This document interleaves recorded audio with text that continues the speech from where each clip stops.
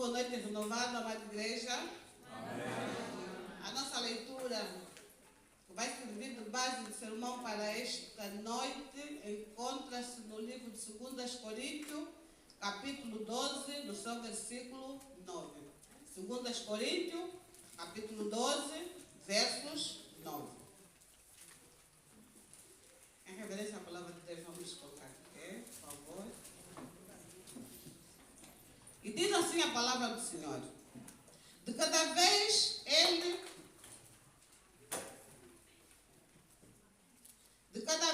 ele me disse: a minha graça te basta.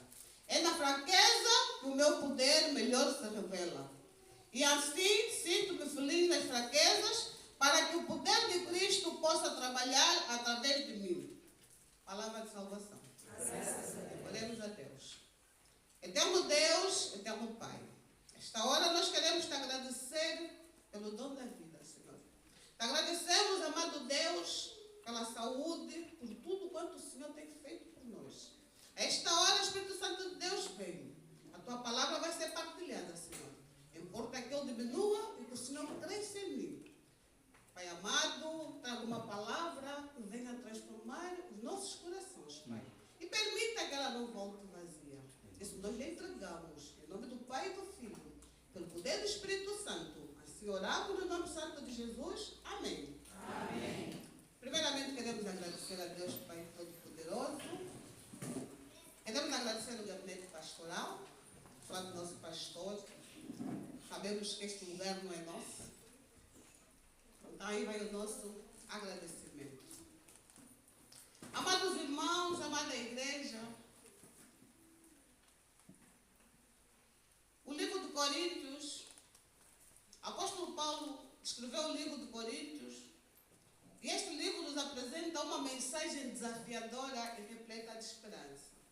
Ele escreveu durante um período de tensão entre Paulo e a igreja de Coríntios. O capítulo 12, o versículo 9, a carta revela o coração de um apóstolo ferido, mas fiel, onde Paulo compartilhou suas experiências místicas de sofrimento, enfatizando sua dependência da graça de Deus. A minha graça me basta. Essas palavras foram ditas por Deus, por intermédio de Jesus Cristo, a Paulo. E até os nossos dias servem como poder, consolo, encorajamento. As pessoas que enfrentam dificuldades e se sentem sobrecarregadas pela vida, isso nos ensina que nem sempre Deus retira os nossos problemas, mas Ele nos sustenta por intermédio da nossa fé. Nós, para descrevermos este capítulo 12 de 2 Coríntios, nós vamos nos deparar com um apóstolo enfrentando um grande problema. O apóstolo Paulo teve um sonho que lhe trouxe um grande problema. Se nós começarmos pelo versículo 1 do capítulo 12, nós podemos nos aperceber que Paulo teve um sonho. O apóstolo Paulo teve um sonho. Passando muitos anos, ele revelou este sonho. Porque o primeiro versículo diz: não é bom, claro, que eu esteja enaltecendo, mas vou continuar ainda com as visões que tive e as revelações do Senhor.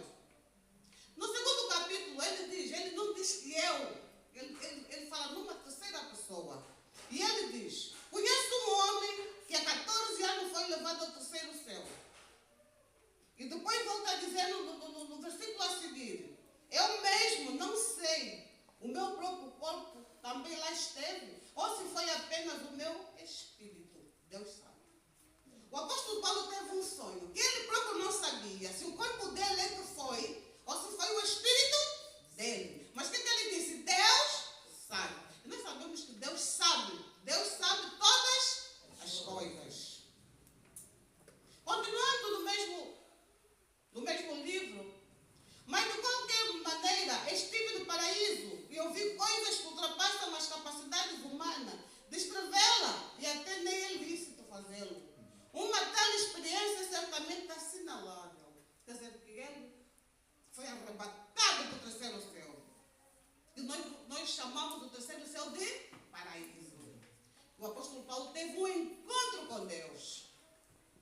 mas não era lícito ele falar. E quando eu fui pesquisar o termo assinalável é algo digno de nota, é algo relevante, é marcante, é algo digno de atenção e reconhecimento. Significa dizer que o apóstolo Paulo teve um encontro digno de reconhecimento. E continuando,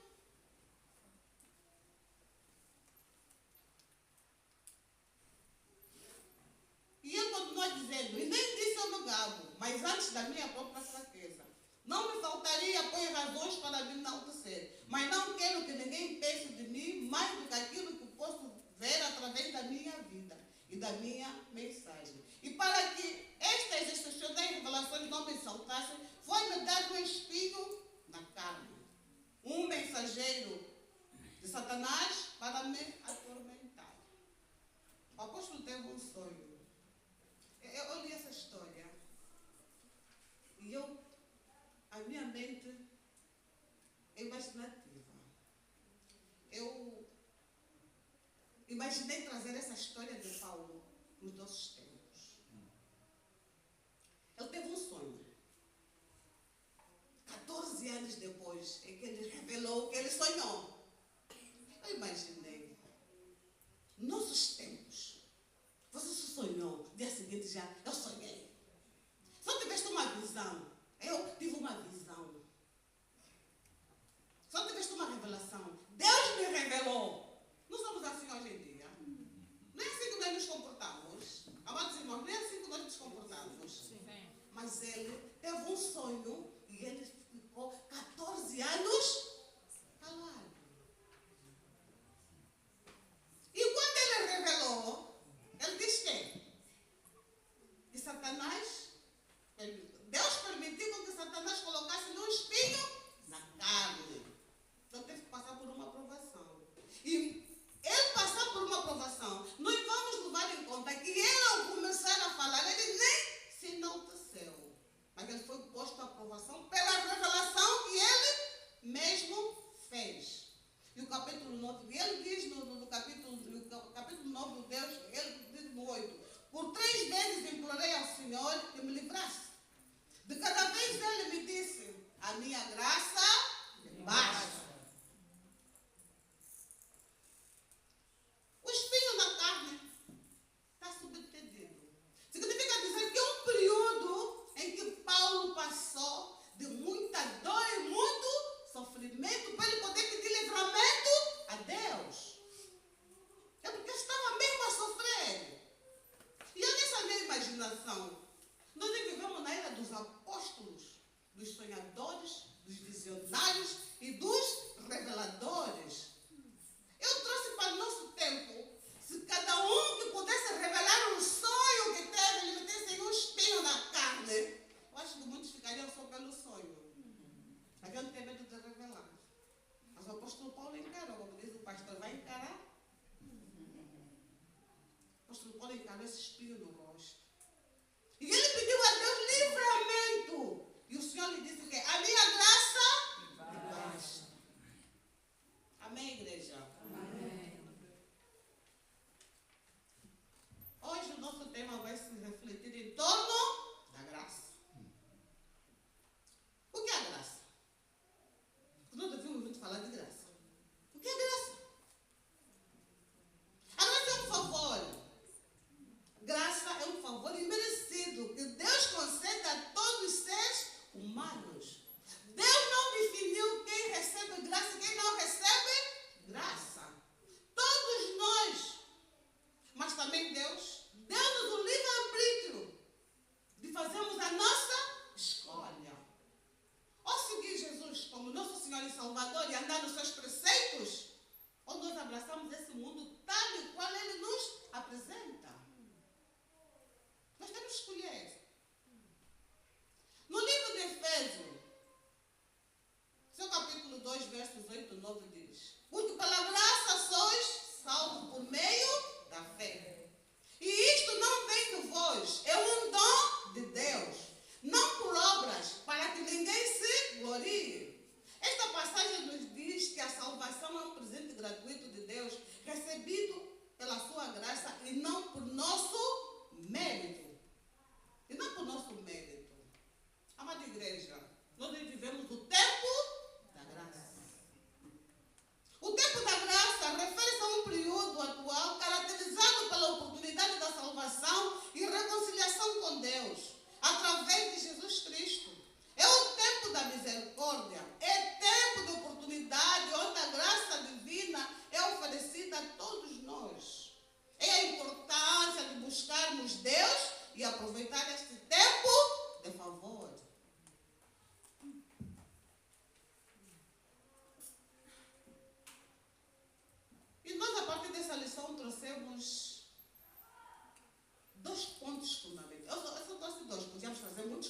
lamentei para aprender essa lição. Mas estou estudando, não moramos na margem. Se nós saímos daqui 21 horas, chegamos só amanhã. Porque eu quando saio daqui 21 horas, chego só meia-noite menos um quarto, meia-noite menos 10. Então eu vou trazer 2 pontos. E o primeiro ponto que eu trago, amados irmãos, é desafio. É desafio. Paulo estava enfrentando uma situação difícil, que foi entendida como um espinho na carne. Mas a resposta de Deus a Paulo, em vez de Deus remover o espinho, Deus promete a Paulo que a sua graça compensará a dificuldade que ele enfrentara. Quando o Senhor disse a Paulo, a minha graça te basta, estava afirmando que a sua força divina seria suficiente para ajudar Paulo a suportar aquele momento. Amada igreja, nós vamos falar de desafio. Desafios são lutas. Nós, os cristãos, somos desafiados. Porque nós, a nossa fé tem que ser provada. Quem serve Cristo sabe que a sua fé tem que ser provada. E o cristão é desafiado todos os dias. Todos os dias. E eu, no meu entender bíblico, eu pensei, a minha graça me basta. O que o Senhor quer dizer para nós? A minha graça me basta. No meu entender, foi o que Deus está a dizer para nós. Eu estou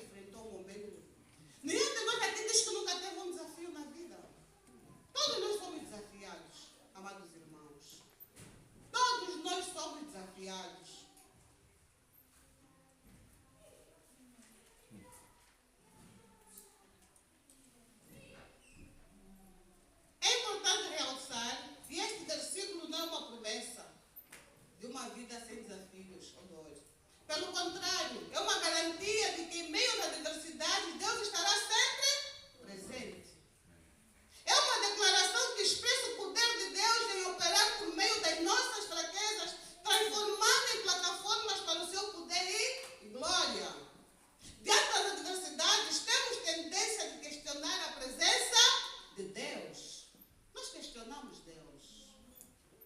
Nós passamos por situações que nós questionamos Deus. Eu já questionei Deus. Porque o pastor Helder, às vezes, mexe com o meu espírito. Ele dá-me temas, às vezes, que mexe com o meu emocional. Ele dá-me temas que, às vezes, mexe com o meu emocional. Porque eu já disse para a igreja que a minha luta começou desde 16 anos. E a minha luta nunca parou. Porque eu estou à espera de uma resposta de Deus há 18 anos. A minha luta nunca parou. Por isso é que eu digo, o inimigo ataca sem parar. Mas ele nos prepara para esta luta. Então o cristão é aquele que é inatingível. O cristão é aquele que não se deixa derrotar. O cristão é aquele que não diz assim. O cristão é aquele que não desiste. Porque nós desistimos fácil. Nós desistimos. Essa é uma, às vezes mesmo aqui na igreja, só te falaram uma coisa. Não vou mais vir. Não vou mais vir. Não vou mais vir. Nós desistimos fácil. Como é que só te falou? Irmã, tem que vir ensaiar. É problema. Não vou cantar mais. O teu canto é para a honra de quem? É para a honra e glória de Deus. Há uma passagem bíblica que da mulher não foi para se Deus disse às pedras, se eles não calmassem, quem clamaria?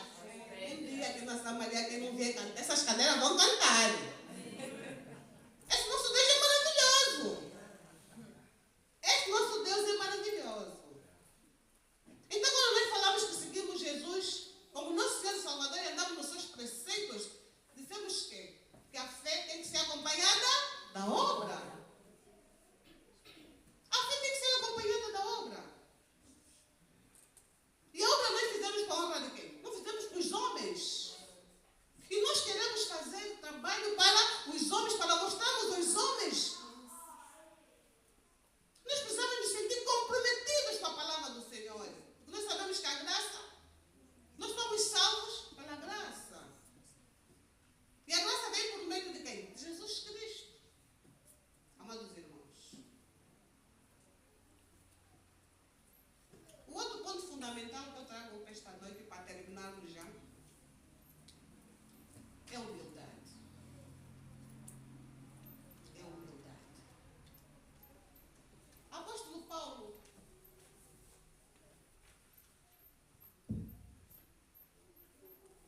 na sua simplicidade e modéstia, seria um exemplo para todos nós. Porque o apóstolo Paulo não se enalteceu.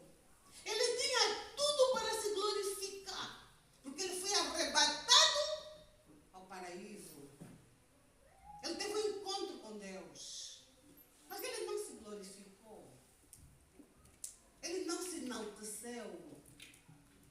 Nós vivemos num mundo em que nós vemos pessoas enaltecendo-se. Nós dissemos que nós diminuímos e Cristo cresça em nós. Mas não é o que nós vemos nos nossos tempos. Nós vemos pessoas a se enaltecerem.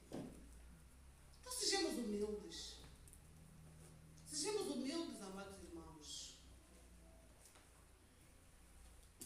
Sejamos humildes. Nos comprometemos com o trabalho alheio.